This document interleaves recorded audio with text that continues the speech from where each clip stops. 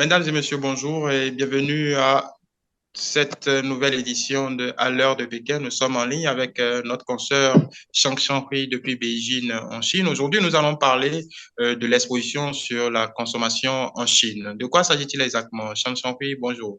Bonjour, j'espère que vous allez bien. Ça fait longtemps qu'on ne s'est pas vu. Alors cette fois-ci, je vous présente cette exposition qui est la troisième exposition de Hainan qui se déroule en ce moment, donc concrètement du 11 au 15 avril, donc à Haikou sur l'île de Hainan dans le sud de la Chine.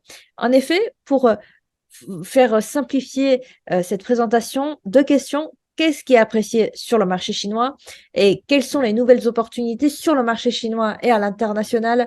Vous trouverez la réponse lors de cette troisième édition de l'exposition des produits de consommation à Haikou. Et en effet, tout est lié à la consommation, tout ce qui est exposé est lié à la consommation.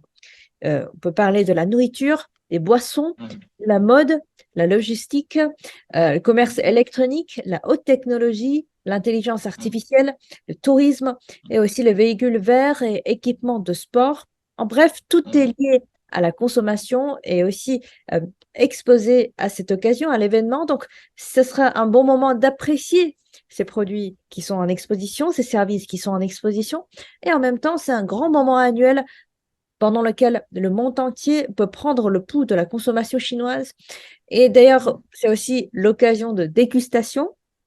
Si vous avez du bœuf, si vous avez du fromage, si vous avez aussi des produits chinois, hein, des cacahuètes, voilà, une dégustation ou des négociations entre des entrepreneurs, des visites et des forums.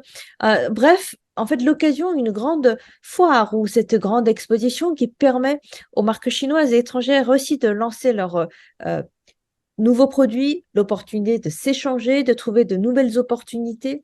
Et cette année, après la Suisse et la France, l'Italie est cette année le pays d'invité d'honneur pour cette troisième édition de l'exposition des produits de consommation. Et d'ailleurs, la France, l'Allemagne, les États-Unis, le Japon et la Corée du Sud et aussi d'autres pays, ainsi que les pays du RCEP, organisent également leurs entreprises et leurs produits de consommation de haute qualité pour participer à l'exposition. Alors, parmi eux, pour la première fois, nous avons l'Italie, l'Espagne et la Pologne qui envoient sur place les délégations pour vous dire à Ouais. quel point ça intéresse ces pays européens. Et cette année, l'exposition est par ailleurs marquée par l'élargissement de cette superficie. Hein, on a 20% de plus au niveau de la superficie au total.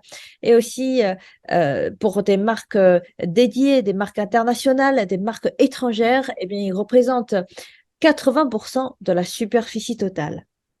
Ouais. Voilà. Et quelle incidence ça a sur l'économie et sur l'écosystème? À l'écosystème, c'est très net, hein. C'est-à-dire que ça va relancer la consommation en Chine.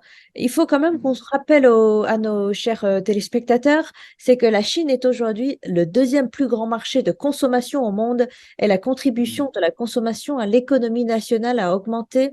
La consommation n'est pas seulement une force motrice majeure pour la croissance économique chinoise, mais aussi le résultat important du développement des affaires de la Chine. En tout, en 2021, le revenu disponible par habitant euh, en Chine a atteint 35 000 yuan, donc c'est environ 5 000 dollars. 5 000 dollars, en fait, c'est la partie des revenus disponibles, c'est-à-dire c'est la partie qui peuvent être consacrée à la consommation, qui peuvent être consacrées au divertissement, aux dépenses, qui peut se faire plaisir. Donc, c'est une hausse de 9% en glissement annuel en termes nominaux en Chine. Donc, ça veut dire que la Chine suivra la tendance de mise à niveau de la consommation intérieure et aussi la Chine adoptera des mesures politiques plus actives et efficaces pour promouvoir les revenus et la capacité de consommation des résidents. Et aussi, selon le président chinois Xi Jinping, c'est aussi un moment de cultiver de nouveaux points de croissance pour la consommation de milieux à haut de gamme.